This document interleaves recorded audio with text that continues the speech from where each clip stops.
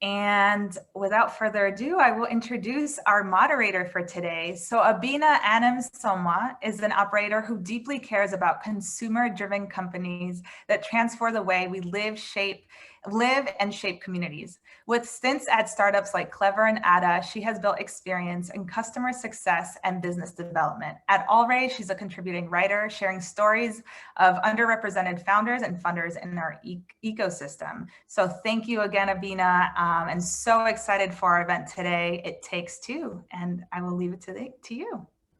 Well, thank you so much, Marian. I'm so excited to finally bring this column to life via our digital panel. And, Dr. Dyson and Ita, I'm so honored to be chatting with you both today and just getting to know more about you and just, good, wholesome Black excellence for the afternoon. So before we get started, Dr. Dyson, let's start off with you. Why don't you just introduce yourself, tell us who you are, what you're about, and what you're doing. Yeah, awesome. I'm very happy to be here as well. Thanks so much for the invitation. So I am the CEO of Air Protein. And at Air Protein, we make meat from elements of the air using the most sustainable way to make protein on the planet. And excited to be a part of this conversation. And how about you? Of course. Hi, everyone. I'm Ita Ekpoudom. I'm a partner at GingerBread Capital, and we focus on backing high-growth, female-founded, and gender-diverse teams. And I am a longtime fan of Dr. Lisa Dyson, and I am very, very thrilled to now be an official investor in Air Protein. That's so exciting. I mean, Dr. Dyson, you definitely forgot to say this about yourself, so I will do the honor of gassing you up. So did some research, and I found that you are the 4th Black woman and the 6th woman ever to hold a PhD in theoretical physics. And that is just incredible. And can you tell me what is theoretical physics, Lisa? Yes. Because I don't even know. Maybe that's why there's only 6 women in the world. What is it? Well, what I studied and what I was, and still have a strong interest in, was interested in how you can unify the theory of gravity, Einstein's theory of gravity, with with quantum mechanics in particular. And I studied one of the solutions that people are working on, which is string theory. Yeah, I couldn't even survive a minute in that class. Yeah, you'd have to dumb it down just a little bit more, but that is just truly fascinating. So obviously we just want to get started on learning more about Air Protein. Can you just give us, let's say I'm walking down the street, you have no idea who I am. Can you just tell me a little bit more about Air Protein and how the idea came to be? Absolutely. Yes, I can. And so let me start with the problem. Why even create Air Protein from the beginning? Well, as it turns out, we're projected to have over 10 billion people on the planet in 2050. And the question one can ask is, how do you feed all these people? And when you look at how we are making food today, it turns out that our food production processes generate more greenhouse gases than the entire transportation sector. That's all of our planes, our trains, our trucks, and our cars combined. And it takes a lot of land. So the amount of land that's been cleared for modern agriculture is equivalent to the size of South America and Africa combined. So one can ask, where are you going to get all this land from? And when you're trying to feed 10 billion people, and what's going to happen when it comes to climate change. And so we really we are focusing on a new way of manufacturing, a new way of making food, of growing food that is much more sustainable for the planet. And on top of that is very nutritious. So we're using a process that's very similar to something that's already used widely in the food industry, a process very similar to fermentation. So think of making yogurt, making cheese. These are processes that use fermentation. And we have this novel way of doing it that leverages concepts that were first thought about by NASA during the space program, where they were thinking about, well, in that case, it's a very confined space. You have minimal resources and you have to be very efficient with how you use those resources. So they were trying to come up with ways to feed astronauts on long space journeys. That their ideas were sitting on the shelf. We haven't been to Mars as humans yet.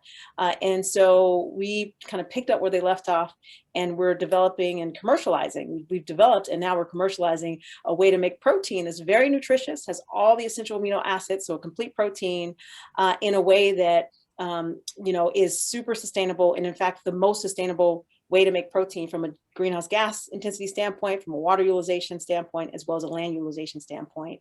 And then we take that protein and we're able to apply culinary techniques like temperatures and pressures to make structures that give you that bite that you're looking for when you bite into a piece of meat. So we're making meat from the most sustainable way to make protein on the planet. I truly feel like it's magic. Like I know you're a scientist, but you're a bit of a magician too. I would have to add. What was the development process like, coming from the idea of, like, how does someone just wake up one day and say, we're gonna make meat out of air? Like, I know you briefly described that as you're thinking about the ways to feed the world, most people think alternative meats or just like eating less meat. Why was there a value of having a scientific and culinary process sort of come hand in hand? Yeah, well, the genesis really was trying to address environmental issues. So looking at where are we going? For me, it actually goes back to my childhood. I went to Louisiana a lot. My mother's family is from Louisiana, so I go there in the summers, have a great time. And then I went back to Louisiana in 2005 after Hurricane Katrina and saw a very different picture. And for me, going there and seeing, there was definitely people lost their lives, people lost their homes, people were essentially made refugees. They were in search of shelter, and some people never were able to come back to their homes. And I was there to try to help rebuild the city, along with many others that were trying to do whatever we could.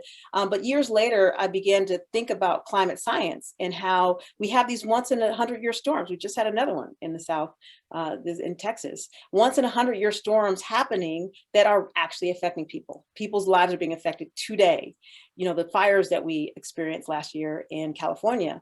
And so the question that I had, along with a colleague of mine, Dr. John Reed, is how could we be a part of that solution? And my background is science as well as his. And then I also spent time in the business world at the Boston Consulting Group, helping businesses solve pain points.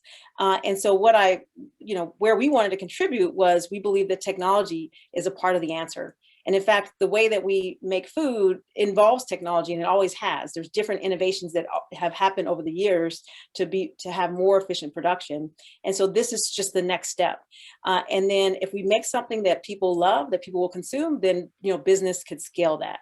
And that's really where Air Protein came from. Truly, truly exceptional. And I guess I'm thinking more now, like 10,000 foot view. It seems like Air Protein is one of the companies in the new formed agtech, how you pronounce agtech? Is that the place where you would consider categorizing yourself? I would love to hear more about, what are your thoughts on the state of agtech now? It seems like there's definitely a pressing need for more things as climate change becomes more prevalent to us.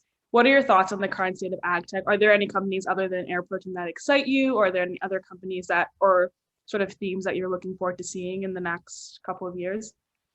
Yeah, I think that it is very much an exciting time where companies, investors, entrepreneurs are realizing that things need to change. We need better solutions if we're really going to get ahead of these global problems that we're facing. We need more efficient processes, we need more sustainable processes, and we need to do that in a way that really focuses on health and nutrition. And so I'm pretty excited to be a part of the group of companies that are working on that. If you look at what it takes to grow a steak today, to make a steak, it actually takes 2 years to make a steak. And it starts with a calf, and you're feeding that calf and you're watering it, and you have a lot of land you've cleared. You clear land to grow the food that you feed it. And most of what goes in doesn't end up in the final product. Most of it goes out. So it's a super inefficient process that takes a lot of time, a lot of land, a lot of water. And so we need solutions. And I'm happy to say that we're one of the companies that are focusing on that. If you look at Beyond Meat and Impossible Foods, there are definitely trailblazers in this field. And so going from animal-based production of that final end product, that final meat, and I'm going to define meat just as what you end up with on the plate, the textures and the tastes and the flavors that you're looking for, versus just about the source. So they're making kind of a version of that, and going from animals to plants is definitely a step in the right direction, and you drastically reduce the environmental footprint. And we're taking it to the next level. So we're going even further.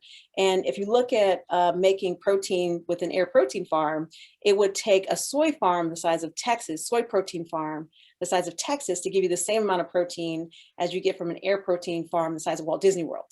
So significant land reduction. And similarly, if you look at any of the other environmental metrics, it's much more, sustainable. And so we're excited to kind of go to the next step and create a way of making protein, and indeed a way of making meat that people love and people are, consuming on a massive scale, that uses minimal land, minimal space, minimal resources, and is nutritious and tastes great. That's incredible. I guess last question then, Ita. Well, I can't wait to hear about the day you guys met and just clicked. But I think as I was researching and learning more about air protein, it seemed like one of the biggest drawbacks was education. Like, people are like, what is this thing? Why not eat the meat that's coming from the animal? Have you as air protein considered thinking about that or contributing to the education of getting more people to lean towards a plant-based diet, or do you feel like you're just focusing on getting really great products out there? Yeah, I think that will be an important part of our story and our journey is consumer education. Why is this even important? Why is this a thing? And happily, we're at a moment where more and more people are seeking more environmentally friendly solutions. They're educating themselves. They're out there making choices with their dollars, even choosing the more sustainable options. So happily, this is a moment where companies like Air Protein has this consumer base, this base of advocates that are waiting for our types of solutions. So excited about that. But broadly speaking, this is a new way of growing food. And so we do, as a part of our growth and development, we'll be bringing all of the benefits to everyone about why air protein is the most sustainable way to make food. Why is it nutritious? And we hope that everyone will see for themselves when they taste it why it's delicious as well. That's amazing. Obviously, air protein, had to have some money to get it going. So, Ita, I would love to sort of hear how did you guys meet? I know you shared the story with me earlier, but yeah, I would love to hear that. I love telling this story because I like to say I've been stalking Lisa for, 4 to 5 years. But I learned about her the way I know we all Google. I know we all love to, if you're a curious person. For me, one of my personal interests, I'm fascinated by space. And I've always been fascinated by space. I think that there's, universes out there and all this kind of stuff. So I'm the person that wakes up to watch the I launches. And this whole last week with the Mars rover, I follow the rover on Twitter. I'm like, what did he do today? So because I have a personal interest, I found her TED Talk. And everybody on this call, if you have not, just Google Lisa Dyson TED Talk. It comes up, it's got 12 million views or whatever. But she did it in 2016. I found it in 2017. And I watched this TED Talk and it blew my mind.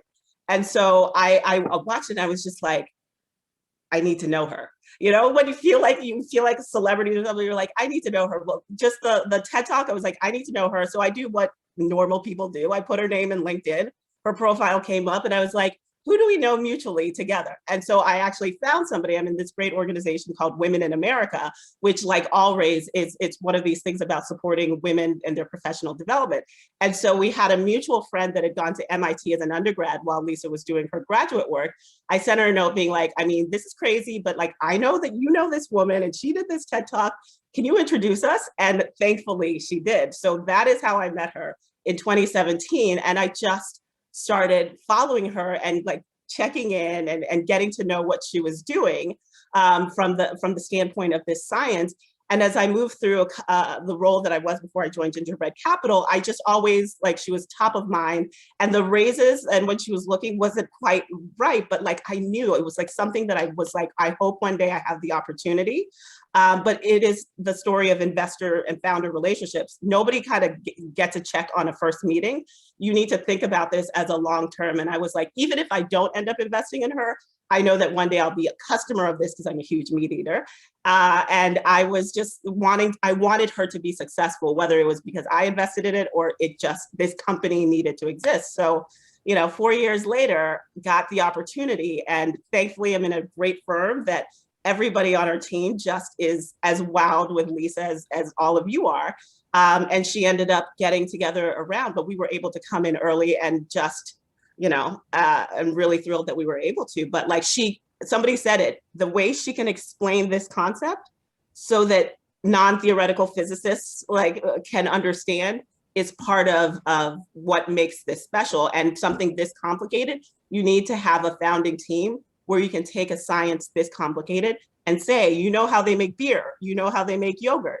Think about it kind of like that, which is really interesting. Then when you layer in the land mass and all of those things and think about those numbers and how it can be shrunk down, you can take carbon dioxide out of the air and turn it into food. And like Mars rover landing, air protein will be on the rocket ship to Mars when people actually go on it. So like, this is amazing. It's happening. The science is happening now for the moment.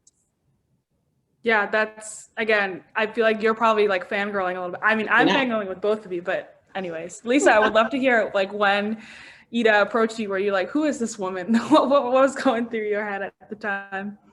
Well, I just have to say I'm honored to have Ita as a friend, as an investor. And my friend reached out to me and she's like, you got to meet Ita. You got to meet this great investor. And I was like, yes, I happily would want to meet her. And I've been impressed and honored by all of her energy, her fierce intelligence, her curiosity. And I think that she's just phenomenal. She's just a representation of the type of investor that you want. Someone who believes in you, believes in your vision, but also she really, she offers her network. Because she's such a great person, she's really well networked. She knows lots of people. She's, everything. She knows Princeton, Wharton grad, a fierce banker, everything, entrepreneur herself, 2 venture firms she's worked at. So she's a great person to have, and she's focused on getting stuff done, helping people get stuff done, putting people together that can help get things done. And so she's been instrumental. She made an introduction to another investor who did invest in us. So we're excited. I'm excited to have Ita as an investor in Air 14. Oh, that's so beautiful to hear. That it's clearly a mutual admiration society going on here. I'm just waiting for the day I can taste. I'm super excited because they got to do I saw a video of the sample with the chef. I can't wait to be able to get to do that. If there's any way you we can did have invite a me. COVID. Yeah, it was difficult to get everything going in COVID, but we were able to have a COVID tasting. And so next one you'll be at. I'll be looking outside the window, just admiring you guys as you're eating. So, but that's so incredible. I mean, Ita, I would love to. You mentioned that this was obviously a slow burn. Like, it's not like you woke up one day and the second you met, Dr. Dyson, you gave her a check. We'd love to sort of hear, like, when you're thinking about investing in companies, what are the things that you're probably investing at the earlier stage, which is where you're betting on the founder and their and what they're about to build. What lessons did you learn from Lisa, or just in general, when it comes to finding investing in the best founders in their companies? Well, our sweet spot is Series A and later, but I learned about Lisa when she was much earlier than that. But it starts with, because exactly what you're talking about, we're looking at 5-10-year type horizons. It starts with an idea that you are excited about and then a founder that you're excited about. That's the first and foremost, is this is somebody that you want, to have your cell phone number and call you and talk to them all the time. And so for me, it was a combination of, when in venture, we always talk about a big idea. Think about this. Does it get any bigger than the air you're exhaling right now, being able to take that to turn it into food that can feed the world? It doesn't get any bigger than that. We always ask about the total addressable market. This is a huge addressable market. And so when you think about those two things from the standpoint, idea, founder, and then the commercial, turning this into a commercial product, because it is rooted in science, it's rooted in hardcore science. So taking something that's from the scientific world and turning it into a commercial product that we can then buy at our local Kroger or our local grocery store, that's the part where the venture aspect comes in. And that's the part that's really interesting to us. So I would say for founders out there, you want an investor that almost is like me, fangirling over your idea and you, because it's going to take a long time for it to get through. And so you want them to maintain that interest with you and be with you on that journey over time. For sure. That's really good advice, Neil. And Lisa, were there any things that you learned Dr. Dyson, was there any things that you learned with interacting with Ita that kind of helped you when you're also deciding the other investors to add on your cap table? Were there particular traits that you were looking for, or other things that you were excited about when you were, because I think another thing too is people assume that it's always the founder who's begging the investor, but sometimes it can be both ways. So just want to hear what are the things that you're oh, these are the 7 or 8 or 9 things. And yeah, and also with Lisa, talk about that journey of fundraising, because people see the press release of a $32 million round and they're like, oh my God, it must have happened like super fast. No, it's a process to get to this point. So I think the founders will also appreciate that journey of like building up the base, because you did it a different way too. Yeah. And so I would say that definitely we look for investors that are mission aligned. That's number one, that really understand what we're trying to accomplish and they're excited by what we're trying to accomplish. So that we have that with Ita and excited about that, and that can help out in various ways. And for us, the interesting thing is that we raised money during COVID, and what the benefit of that happened to be that it allowed me to talk to investors all over the world in the same day. Whereas in the old world, let's just say I would have been on a plane nonstop and I wouldn't have really been able to reach as many investors as I was able to. My first term sheet came from Dubai. The second one came from London. You know, and et cetera, beyond that. And so it allowed for the fundraising process to be, you know, in my home office in front of my Zoom camera and really pitching over and over again. So that was something that COVID actually created as a good sort of opportunity for me to reach out beyond kind of just the Silicon Valley borders, as it were. The other thing that I would say that happened because of COVID was the meat industry collapsed at some point. You know, Tyson, not to name any names, but a lot of companies like actually shut down for a while because of the massive outbreaks that happened in those facilities. And so it got a lot of investors to think about the meat industry and think about alternatives. And after a lot of that happened, we did get investors reaching out to us that had known about us and then really wanted to learn more. But it was a long process. You know, and we were able to find a phenomenal group of investors that we're now working with, who add value from everything from, you know, the ability to do piloting work with them, regulatory work with them. You know, they have supply chains that we can leverage, future financings that we could, you know, access, plant, you know, financing facilities and those types of things. So we have a lot of great investors around the table and happy to have gone through the process. And one important piece were those people that, you know, I knew from before, being a part of the picture and actually investing early, investing before the round had fully closed. And so that was because of the, you know, relationships that have been established, as Ita mentioned, and their, you know, Ita's belief and the others, their belief in me and our team and what we were accomplishing, and enabling us to continue to hit those milestones as we were raising the financing round. Yeah, it seems like, again, this wasn't an overnight success. A lot of meetings and trust and building was happening to eventually have this amazing payoff, which then we will get to. And let's be clear, also there's proof in the pudding. Like the people that led this round, it's not just like random, like, oh, let's throw some money. It is people with expertise in this space. And as she talks about supply chain, like people that really can see what they started and then say, okay, I see the path to commercialization. And that's the kind of thing that really helps accelerate things to the next level. Yeah, it's a good combination of finances and expertise, which is a great segue to you, Ita.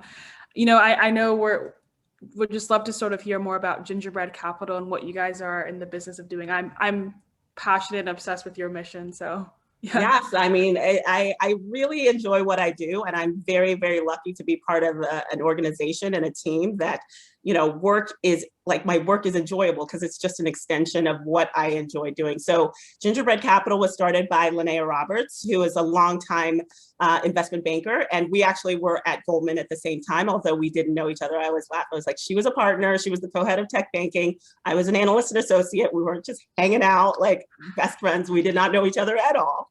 But so she had spent almost 28 years on Wall Street. And after she retired, those that know Linnea knows that she has much more energy than I do. We work really well because we're on different coasts. She's like on the West Coast and I'm on the East Coast. And by the time she wakes up and it is done, I finally wake up and I'm ready to catch up with her. So it works very well in our bi-coastal relationship. But so she started GingerBread after she retired, and she was like, she spent 30 years doing other people's deals and she had never made a private investment till after she retired. And she goes, you know, if a woman like her, who has the means and has the professional network to be doing it hasn't done it, how are we expecting the dynamic to change? So she went and did something about it and stood up GingerBread Capital. I joined her. It's heading towards 3 years already. Time flies when you're having fun. And so the mission is to get capital. We have a kind of a twofold mission: get capital directly into the hands of female founders like Lisa, who are building the next great companies. And then we also have a secondary where we get capital in the hands of women who are writing the checks. So we are LPs and funds that have women GPs and underrepresented minorities as GPs. So that's kind of a dual folded mission that we've gone after. And we have been just really excited to see what's coming out from female founders who've spent a lot of time doing a lot with less, because we all know the data of the under-resourced nature of female founders in venture. And exciting to see what the women GPs and these underrepresented GPs are out there doing, and sending us really great companies that we can then, because they look earlier than we do.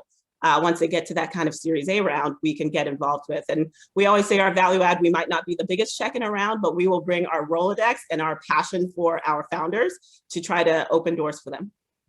Yeah, that's so amazing. And it seems that you're tackling the problem at both ends too, because you gotta tackle these things. You're doing it all. You guys take a break. Yes. Yeah, that's awesome. I mean, I guess based on this, then what are sort of some really fascinating trends that you're seeing founders bringing to your pitches, or that you're excited about? Yeah, well, I think from some trends, like one of the things that we've been excited about, and we're so excited to see it happening now with what Lisa's doing, is that and a lot of female founders you're building out a personal pain point you've experienced, or you have some expertise around that you want to bring to the table. And we have a couple in our portfolio that are around this kind of sustainability and thinking about making the world at large better by innovating. So Lisa's one of those, and what Air Protein's trying to do. We have another one called Aclima that's in the climate space. So it's really interesting. So when Lisa cuts down on the methane, like they can track the methane that all those cows are generating, they can track it. So seeing these kind of very big ideas that are trying to improve things at large has always fascinated us. But we look at both consumer and kind of B2B enterprise things. So what we're looking for is really, and our sweet spot is Series A. We look at some seed, but we prefer kind of Series A and later. We're ex-bankers. We feel like we add the most value when you're later and needing kind of the introductions we can bring to the table. But so we are looking for the founder and the idea and their ability to explain it to us. Like, obviously, I mean, I'm Nigerian, I was pre-med, so I could have been a doctor, but I'm not. But like the ability to explain very complicated, potentially complicated things in a way that I'm like, not only do I get it, I believe it, and I know who to now introduce you to help you get to the other side. Yeah, that I think being able to, they say like, teach me like I'm a child or something, is a very valuable skill. So especially to be able to explain such technical concepts is and it's a gift. It's not, and you can learn it and you can study it, but it's also when you see there's a reason why, some people bubble up and others don't. But being able to tell a compelling story and the narrative is hugely important in the venture space. Yeah, no, for sure. That's if there are any founders here, I think Ita just gave you advice for free, so you better take it. I guess, all three of us happen to be Black women, which is very exciting to me. And, I feel like Black women is one of the most fastest growing we did a report on this for All Raise last year on, Black women of color are some of the fastest growing demographics when it comes to being entrepreneurs, but often receive the less funding. So from both your perspectives, we'd just like to hear, how do you feel about this moment right now? There seems to be, I think last year there was 36 women who raised over $1 million, Black women who raised over $1 million in funding. We're seeing lots of exciting companies, but there still seems to be so much more work to be done. So from the founder perspective, from the investor perspective, lay it on us. Yeah, Lisa, go. Yeah, so the main thing that I would say is that I get to sit on the sidelines as my board member and executive chair, James White, is called on by some of the largest private equity firms, some of the largest VC firms, as well as large companies, asking how can they really rethink diversity or actually think about it for the first time.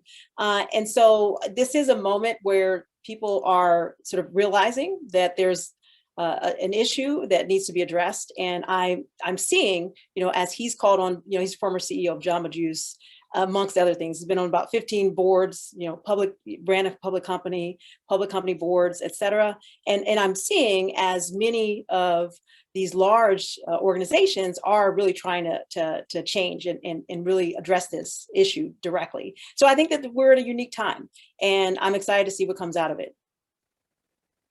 And I think from my side, like one of my favorite mantras is, be the change you wish to see. And I think part of why having this conversation and is that, when people see, I'm a Nigerian, and it was doctor, lawyer, engineer, professor. My parents were teachers, professor. So it's like when I growing up, being a VC was not something that was on my radar at all. Like I broke their hearts when I left pre-med, but then I went to Wall Street. My father was a professor of finance, but it never occurred to him that his child would go and actually practice it in real life. And so while they were like, why are you not the doctor we always wanted? When I sent my first bonus check, like a piece of my bonus check back to them, they're like, okay, this Wall Street thing is like, it's pretty wonderful. So it took having the exposure, and I went to Princeton undergrad, and there was tons of recruiting from Wall Street that came to campus, and I was a psychology major. And the fact that like a psychology major can end up in a place like, you just need those kinds of exposure. And so I truly think that, us having this conversation, it going out there and saying that like, this is a career path. You can end up being a theoretical physicist that becomes a consultant that goes on and found something that brings all of those worlds together. You can be the former pre-med that has always loved science and end up being on the other side of the table that helps science become commercially viable by going through finance versus through, becoming a doctor. So I think it's having these conversations and knowing what's possible, and then meeting people along the way who believe that. So like Linnea has a strong passion for getting capital in the hands of women, and this is the mission of what we're doing at GingerBread. So, we were just talking yesterday, our wish, when a founder asks us, what do you wish for? We want our founders to become wildly successful billionaire type women, because we know that they will put that money back into the ecosystem, back another woman, back another person of color. And like for us, back like Black women, we want more of us out there showing the kinds of talents and skills that we bring to the table. So, the more that people can see what's possible, the better. Yeah. And when you said that stuff about, my family's Ghanaian, it hit me right in the spot. They're like, what are you a doctor? What are you a doctor? And I could be like, I know Dr. Lisa Dyson. I'm associated with. Literally, yeah. It's like my mom still sends me MBA applications. It's I think what you're saying is so fascinating. I think it's not just about, building our own tables, but also like, opening up chairs and allowing others to join along for this ride, which is why I'm really fascinated about this. I guess this question also applies to both of you. How optimistic are you about the allyship from, like non-people of color? Because I think it's one thing for Black women to do this work continuously, but I don't think I personally don't believe effective change won't happen until everyone's on board and like on this mission of making tech or entrepreneurship more equitable and more diverse. So yeah, we'd just love to hear your thoughts on that too. Absolutely. I mean, I get to live it every day, right? I am a Black woman immigrant, and the founder of our company is a white woman, and we are different generations, and we had different kind of upbringings. But the name of our firm, GingerBread Capital, Ginger is Linnea's mother, who was the founder of and ran Minority Business Entrepreneur magazine. So when you know that you work with somebody whose own mother was out there working in the space and understanding what underrepresented people could bring to the table, you realize that you can find allyship where you might be different, you might not be from the same or like background, but you can have a common you can have a common mission. And when those two come together, I think that's part of the reason why GingerBread works, because our networks are kind of very broad. They're very broad and bring together those different types of ethnic groups, racial groups and across the thing. And it works. Diverse teams really do attract diverse kinds of people that are coming to the table. How about you, Dr. Dyson? Anything to add there?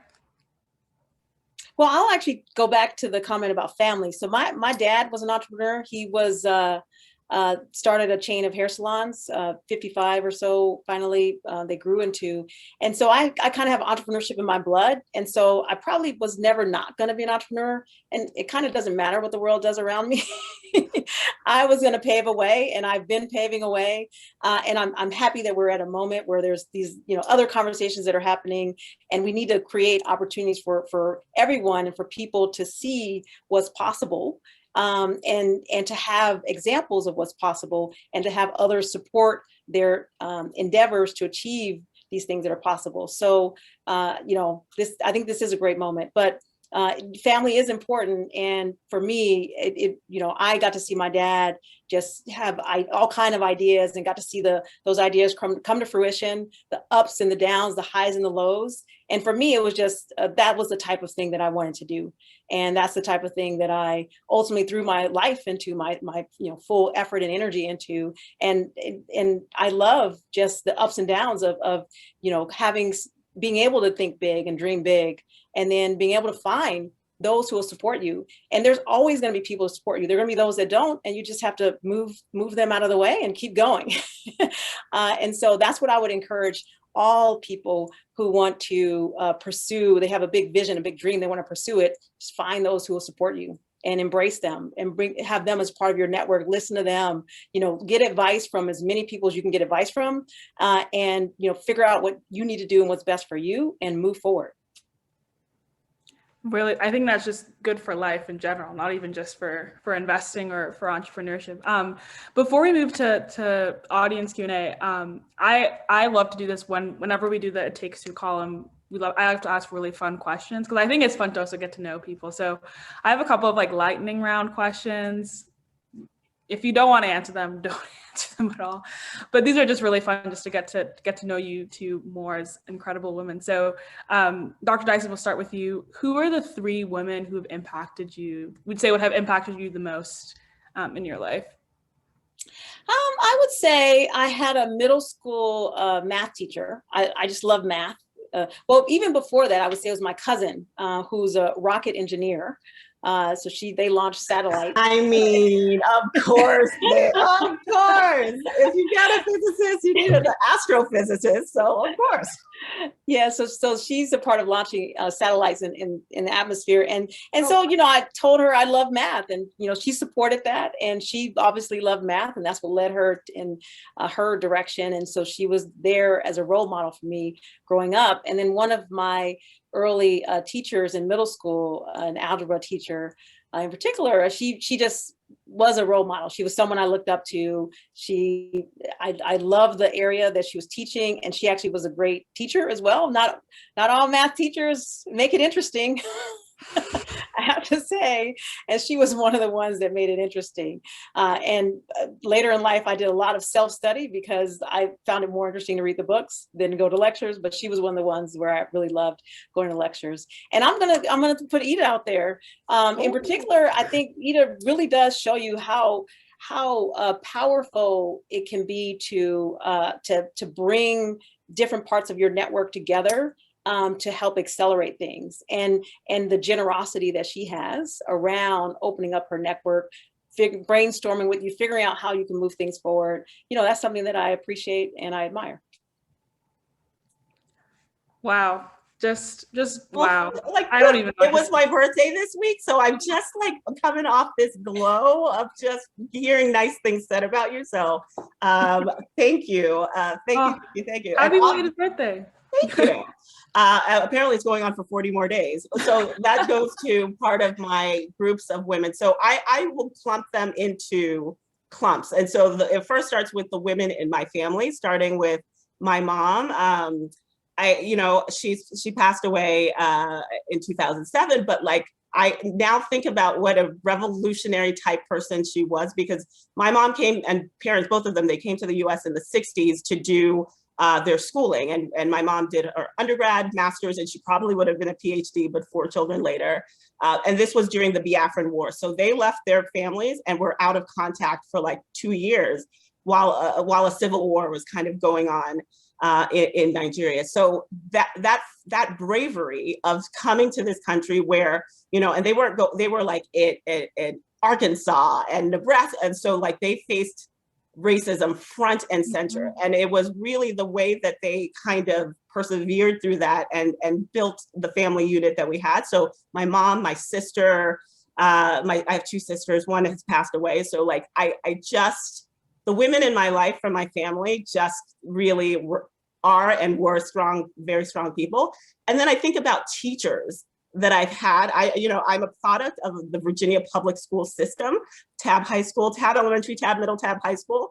And I had amazing teachers, and I'm Facebook friends with my teachers now, but like, my 3rd grade teacher, like I can remember them all. And Agia right there, she is the sister of one of my childhood friends, and she also went through the Tab, and she is a founder now who just raised her C. Brown. Agia is amazing. I love exactly. Agia. Yeah. 2 Tab High School alumni right here. So the power of an amazing public education system, and really amazing women teachers that I had along the way. So we took advanced calculus, AP calculus, all these other things that set me up for success when I got into Princeton and beyond. And then I really do have an amazing group of women in my life now, starting, with I said, my birthday just happened, but my best friends created this Zoom to end all Zoom birthday parties, people from all over the country, all over the world. And it's like one of these things where people that know you better than you know yourself. And so, when I've had these losses of my parents, my sister, having an amazing group of women that just lifted me up, and that I can be able to smile and be this bubbly again after all of those things. So that's the category of like strong women that, whether they're related to you or they're like friends that become family, you need that in your life that can bring along the way. So that's the categories that I use. Wow, I feel like, I don't know, I'm gonna go call my mom after this. Everyone call your mother. Everyone, yeah. Hugs and like, yes, just tell a woman in your life that you appreciate them and you love them. It means a lot. That's amazing. Well, still on the fun track, what is your favorite like air protein or meatless meat recipe that you're cooking these days? This one was more for you, Lisa, Dr. Dyson, but if you have one too, please share. Yeah, well, one of the things that we introduced and had a tasting around was our air chicken.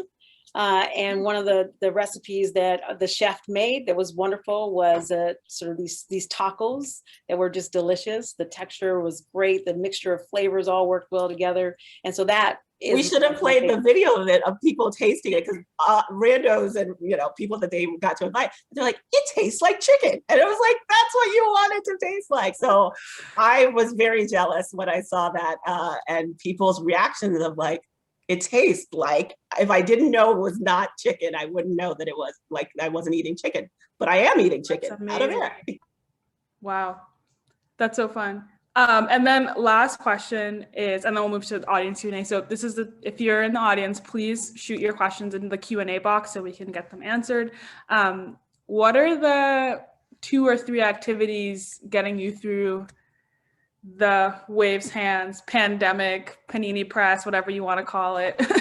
Yeah, we'll start with you, Ita. Oh my God, I probably binged everything on streaming. Everybody asked me, how have you seen this many things? I was like, well, between the hours of like 9, because I don't tend to sleep until around midnight, but like between those hours of maybe 9 to midnight, like I have consumed a lot of streaming. So yes, I've watched everything. Well, I don't like scary things, and I'm not these true crime things, but like the rom-coms, we're investors in a company called Meet Cute. So I love, if you want a 15-minute rom-com in your ears, look at that. But like, yes, I've consumed audioly and visually a lot. What's the one thing you think everyone should should watch? Like, Yeah. what's the last thing you watched that you're like, oh, the last thing I just watched, well, I'd watched the whole Outlander series, but they're now doing the Men in Kilts where the two stars are going through Scotland. And it's delightful. It's the travel show I needed in my life right now. So yes, Men in Kilts on Stars. Watch that one. Nice. Great. How about you, Dr. Dyson? I'm sure, with building magical meat, I don't know if there's much free time, but I'm sure you make time for fun stuff during quarantine.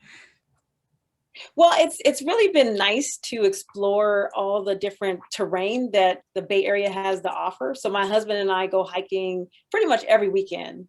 And sometimes we take these nice walks during the day, during the week as well, but the weekends we take long hikes, 16-mile hikes sometimes, not always 16 miles, but that's the maximum we've hit so far. But there's so many beautiful places to go in the Bay Area, and then I love it when we're able to get away as well. Right now we're both in LA with my mom as well. We're in Los Angeles, so we're on a house right on the lake, so it's just nice and peaceful, different scenery, different sort of change of scenes. So that's what we like to do. Wow. Okay. So she has a PhD in theoretical physics and goes on 16-mile hikes. Like, what can you not do? Like, right? You're like, Yeah. oh, I wish I could do that, but I'm not hiking.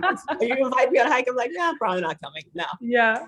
No, but thank you both so much for this. We'll just hop into the audience Q&A. So just some really cool questions here. This question/comment is from Carlton. He said, Lisa, congrats, you're building something amazing and really exciting. I wonder if you can touch on the taste and texture of your product and any thoughts on heme or other psychographics that come with eating air protein. Yeah. Oh no. Wait, did Lisa just freeze? I think she just froze. Oh my God, right in the middle of the good. We'll just wait a little. Yeah. Oh no.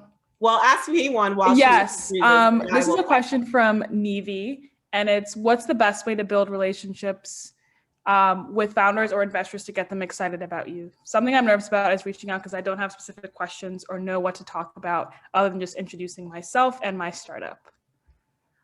So, one of the things I would recommend is as you can see, like, find something where you feel like the investor has an actual passion for, or whether you've seen it in the arc of the things that they're investing in, or in the arc of you think something that they have a personal passion for. And if you've figured out a commercial way of doing the thing that they like anyways, me in space and finding somebody that's doing something that brings that world together, that's cool. But then I think kind of follow some of the things that they talk about. So and I always say, I prefer a warm introduction, right? If you can find somebody, that's the story of how we met. I found somebody that knew her who would make the warm introduction to me. Because I'm sure I could have thrown a tweet, or I don't even know if you're really out there tweeting. So I don't know how I would have found her otherwise, but the power of the warm introduction is real. So that's what I would say is, find somebody who knows that person, that knows you well enough, that will put in an email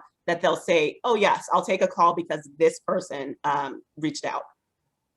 Awesome. Sounds great. Well, it looks like, Laura, you just asked a question. It looks like you may have to find that warm intro. Any advice for grad students looking to break into venture? Okay, Dr. Dyson, I think your Wi-Fi cut out, but do you want me to repeat the question or are you good? Yeah, can you repeat it? Yes, I can. So the question was, here it is. You're building something amazing and really exciting. I wonder if you can touch on the taste and texture of your product and any thoughts on heme or other psychographics that come with eating air protein. Yeah, so what we've done to date is we've perfected this way of making a nutritious protein ingredient. And we've started on the development process for making different meats. And we've gotten to the point where, people like it. They like what we're doing, but we're not done yet. We still have a long way to go. And there's this specific process that's been around for a long time that uses heat and pressure. It's used to make other types of food products. This culinary technique that we will be leveraging as we focus on those different textures that we could create using our protein ingredient and adding the different flavors. And so one of the benefits of focusing on the protein part of it is that we will be able to make proteins that have different functional properties. Those functional properties allow you to then make the different types of textures that are needed, today for chicken and beef and pork, and tomorrow for seafood. So we have a wide range of textures that we're going to be targeting. And so we start with the base material, the base ingredient, and being able to really address its ability to create different formulations is really the core of why, we can unlock all these different possibilities going forward. But there's still work to do, and, coming to a supermarket near you soon, but not yet. Yes, and also I will plug Air Protein is hiring. So if you want to go work for Dr. Dyson, I barely know regular physics, so I don't know if I could get a job, but I'm sure some of you here can. So another question. And just to say on that, so all kind of roles, some of the roles are starting to show up on our website. Everything from extrusion scientists, engineers that are fermentation engineers and beyond, the human resource professionals. So we're looking for a head of talent right now, and so across the board, if you know someone who's phenomenal and interested, then send them to our careers page, and we'd love to talk to them. Nice. Another really great question here is, what are your thoughts on regenerative agriculture? And what are your thoughts on eating meat from pasture-raised cattle or farms that are carbon neutral? That's for you, Dr. Dyson. Yeah. Yep. I was like, that's not for me. I mean, Ita, if you have thoughts, you love meat, so. I know, Ita knows a lot about all these different areas. Yeah. So she's probably investing in some other companies that are really revolutionizing some of these areas. So I support anything that's going to help us do what we do better. So that's number one. We have a huge challenge, and this challenge is feeding 10 billion people by 2050 in a way that doesn't just, address that will address all these issues with our climate. 2019 saw record fires in Brazil that were primarily caused to make room for cattle grazing. So that's an issue, and this is the rainforest that we're removing so that we can grow cattle. Rainforests are removed to make feed for animals. So we need to do things better. So if we look at regenerative agriculture, that's definitely better, and that's going to help replenish the soil. Right now, the depletion of nutrients from the soil is a huge issue that we're facing, and so we need regenerative agricultural methods for advancing food production. We're bringing another solution into the picture, and our solution can help address the additional sort of need, the additional demand that's going to come online as more and more people have children and we have more mouths to feed. We do need more solutions. And so that's really an area where we can directly address is, how do you now make more protein? How do you now make more food to meet those the mouths to feed the mouths that are coming online? So I support in general processes that are better.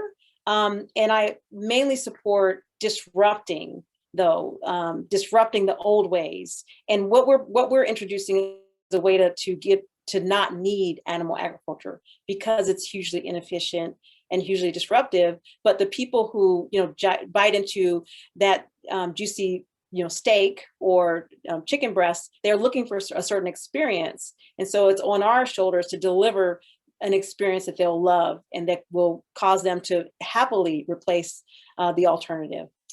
And that's where I come in, because I am that person. I am the person that, if it doesn't taste good, I mean, I do want the world to be a better place, obviously, but I also don't want to be like, oh yeah, this tastes like chicken, and it doesn't. So, the innovations that is like the win-win, that's what gets me like excited that it's possible. Like you can do both, and that it takes disruptors like this to do it. I mean, this is like Jetson stuff. Remember, that stuff kind of like we're just watching innovations kind of just accelerate. But it takes bold people that are willing to take the risk and walk away from the 9-to-5s and the certainty of what you could have done to go push the limits of what can be. And I think it's really exciting. So that's where, as an investor, I want to see this happening, and where, if it's getting money and getting doors open to get this kind of change out there, I'm all for it. Yeah, that's truly exceptional stuff. Ita, this question is for you. What are the best pathways for VCs to support innovative work like what Dr. Dyson and Air Protein have embarked on? Tell everybody right? Like, part of the thing of like when we make investments, we tell people about it. And like, you know, I tell my personal network, I tell my professional network when there's opportunities to, you know, talk about the work. And part of the reason when you have a founder that can explain what they do so that you not only get excited about it, but then you then want to follow the journey afterwards. But that is write checks for them. And then when you do, talk about them and get them, ask them, what do you need right now? And so Lisa said the number one thing that she needs right now are employees. And so everybody on this call, whether you think that you're the right person or not, everybody knows an extrusion scientist. Well, if you're an immigrant, I'm sure I can find a Nigerian extrusion scientist for you. Yeah. But like, reach out to your networks. To our whole goal, if we are successful, like by a year or two from now, Air Protein will be in our grocery stores, and we will know that if you got somebody hired there, or you got like a press piece done about them, you helped make that happen. So, you know, like, let's all rise, like Always says, all boats rise together when we help each other. Yes, I will be hitting the Aunties WhatsApp group chat with some job descriptions. You know? Exactly. Yes. It's the classic night, like African family's dream. They're looking for scientists and PhDs. Yeah. This is our wheelhouse. Nice. If I can't be a doctor or a scientist, yeah, someone else can. And this is just the last, just because we're two more questions here.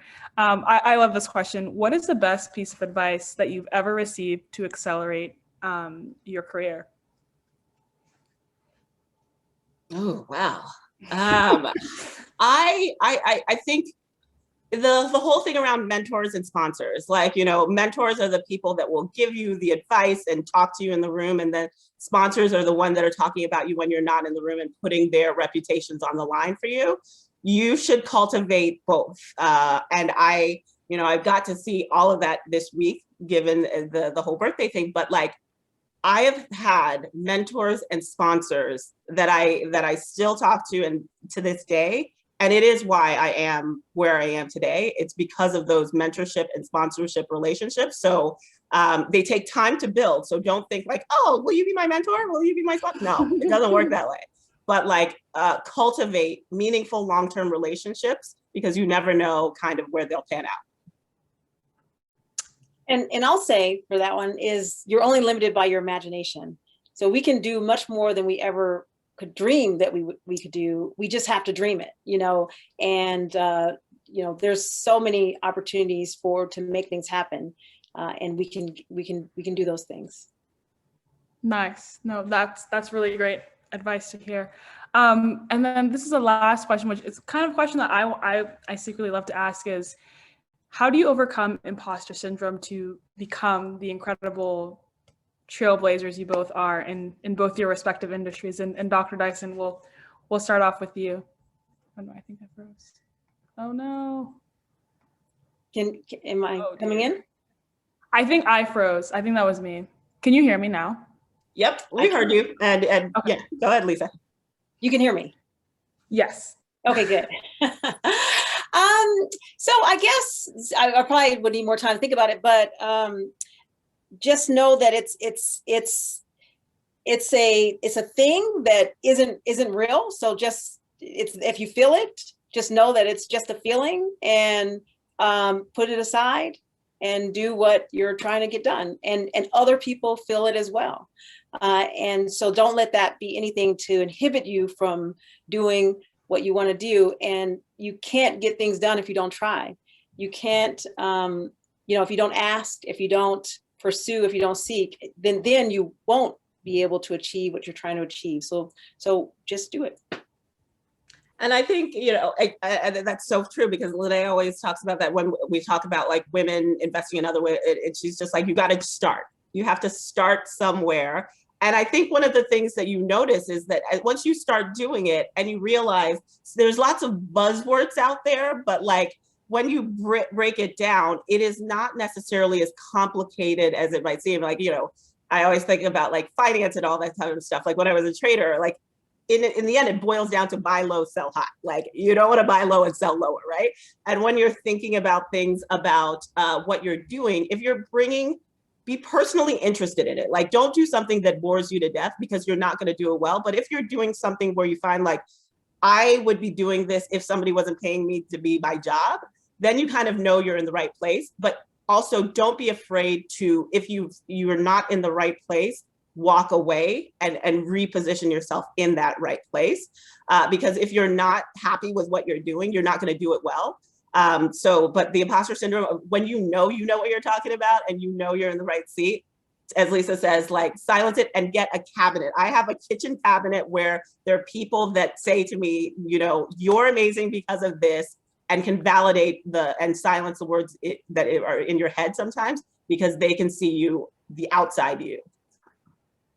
Yeah, I definitely, I like to call it my board of directors, like your personal board of directors. Yeah, there's just like 3 friends where I'm like, imposter syndrome. They're like, shut up. Yeah, Exactly.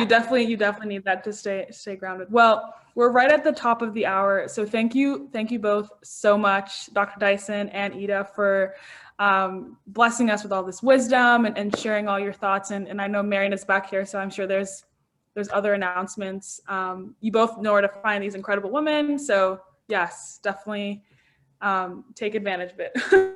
No, yeah, I just wanted to take the time to thank all of you today. Oh my God, the imposter syndrome, like, that hits real. And so appreciate those insights and those tidbits, and just appreciative for the time you took and the stories and the vulnerability.